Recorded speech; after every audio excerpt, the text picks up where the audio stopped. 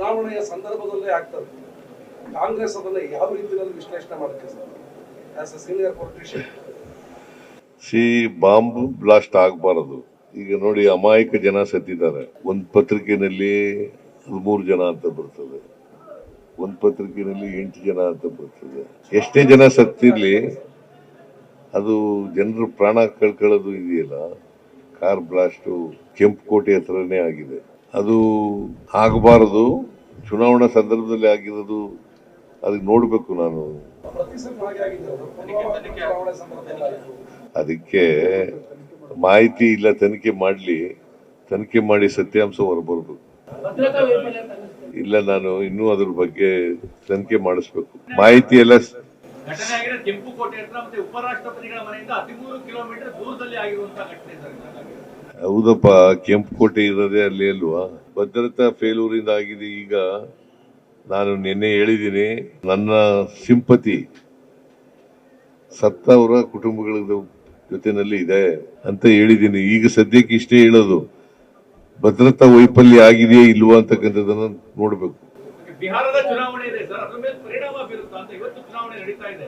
ಇವತ್ತು ಚುನಾವಣೆ ನಡೀತಾ ಇದೆಯಲ್ಲ, ಅದೇ ಅದರ ಮೇಲೆ ಪರಿಣಾಮ ಬೀರುತ್ತಾ ಇಂಥ ಘಟನೆಗಳು ಅಂತ. ಹಿಂದಿನ ಇದರಲ್ಲಿ ಈ ತರ ಪರಿಣಾಮ ಬೀರಿತ್ತು ಅಂತ ಘಟನೆಗಳು ಬೀರೋ ಸಾಧ್ಯತೆ ಇದೆ. ಪಾಸಿಟಿವ್ ಅಲ್ಲಿ ನೆಗೆಟಿವ್ ಅದು ಬಿಜೆಪಿ ಫೇವರ್ ಬೀರೋ ಸಾಧ್ಯತೆ, ಕಾಂಗ್ರೆಸ್ ಫೇವರ್ ಬೀರೋ ಸಾಧ್ಯತೆ. ಬಿಜೆಪಿ ವಿರುದ್ಧ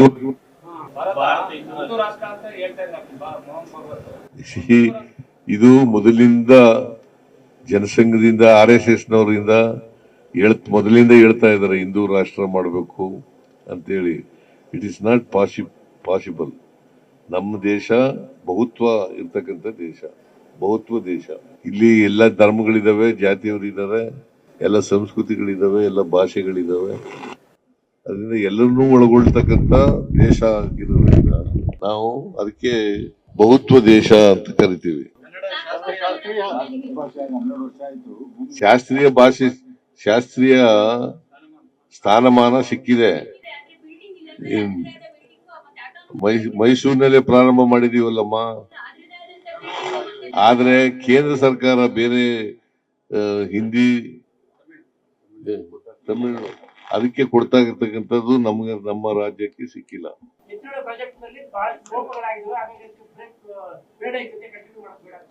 ಯಾರು ಹೇಳಿದ್ರು?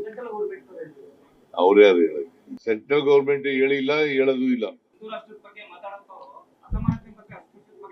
ಅದ್ರ ಬಗ್ಗೆ ಮಾತಾಡಲ್ಲ ಅಂತಂದ್ರೆ, ಅಸಮಾನತೆ ಬಗ್ಗೆ ಮಾತಾಡ್ತಾ ಇಲ್ಲ, ಅಸ್ಪೃಶ್ಯತೆ ಬಗ್ಗೆ ಮಾತಾಡ್ತಾ ಇಲ್ಲ, ಹಿಂದೂ ರಾಷ್ಟ್ರದ ಬಗ್ಗೆ ಮಾತಾಡ್ತಾರೆ.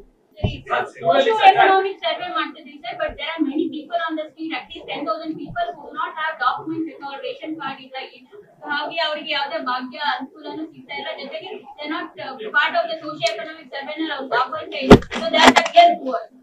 So since you want to know the real status of real poor, ಅದ್ರ ಬಗ್ಗೆ ಏನಾದ್ರು ಸರ್ವೆ ಆಗ್ಬೋದಾ? ಯಾರಿಗೆ ಡಾಕ್ಯುಮೆಂಟ್ಸ್ ಇಲ್ಲ, ರೇಷನ್ ಕಾರ್ಡ್ ಇಲ್ಲ, ಭಾಗ್ಯ ಸಿಗ್ತಾ ಇಲ್ಲ?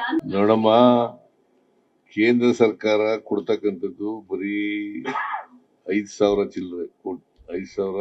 ಚಿಲ್ಲರೆ ಕೋಟಿ.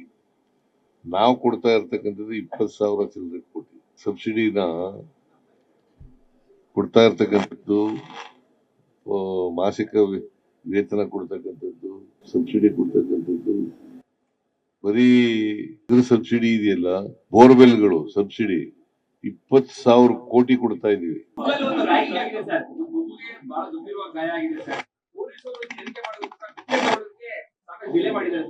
FIR ಮಾಡಿದ್ದಾರೆ. ಅದಕ್ಕೆ ಈಗ ಕ್ರಮ ತಗೋಬೇಕು ಅಂತ ಹೇಳಿದ್ದೀನಿ. ರೌಡಿಗಳನ್ನೆಲ್ಲ ಕರೆದು, ಆ ಪೊಲೀಸ್ ಸ್ಟೇಷನ್ ಕರೆದು ಅವ್ರಿಗೆಲ್ಲ ಸ್ಟ್ರಿಕ್ಟ್ ಇನ್ಸ್ಟ್ರಕ್ಷನ್ಸ್ ಕೊಟ್ಟಿದ್ದಾರೆ. ರೌಡಿಸಮ್ ಮಾಡಿದ್ರೆ ಅವ್ರ ಮೇಲೆ ಕೂಡಲೇ ಕ್ರಿಮಿನಲ್ ಆಕ್ಟಿವಿಟೀಸ್ ತಪ್ಪಿಸ್ಲಿಕ್ಕೆ ಏನೇನ್ ಬೇಕು ಏನಂತ ಡೆಲ್ಲಿಗೆ ಹೋಗಿ ಪ್ರೊಟೆಸ್ಟ್ ಮಾಡ್ಲಿ. ಬ್ಲಾಸ್ಟ್ ಆಗಿದೆಯಲ್ಲಪ್ಪ ಡೆಲ್ಲಿ. ಯಾರು ಅದಕ್ಕೆಲ್ಲ ಉತ್ತರ ಕೊಡಕ್ ಹೋಗಲ್ಲ. ಭಯೋತ್ಪಾದಕರು ಯಾರು ಅಂತ ಹೇಳ್ಬೇಕು. ನಂಬರ್ 1. ಸುಮ್ನೆ ಇವೆಲ್ಲ ಹಿಟ್ ಅಂಡ್ ರನ್ ಕೇಸ್ಗಳು. ಭಯೋತ್ಪಾದಕರು ಇದ್ದಾರೆ ಅಂತಂದ್ರೆ ಕಾಂಗ್ರೆಸ್ನಲ್ಲೇ ಇದ್ದಾರೆ ಅಂತಲ್ಲ.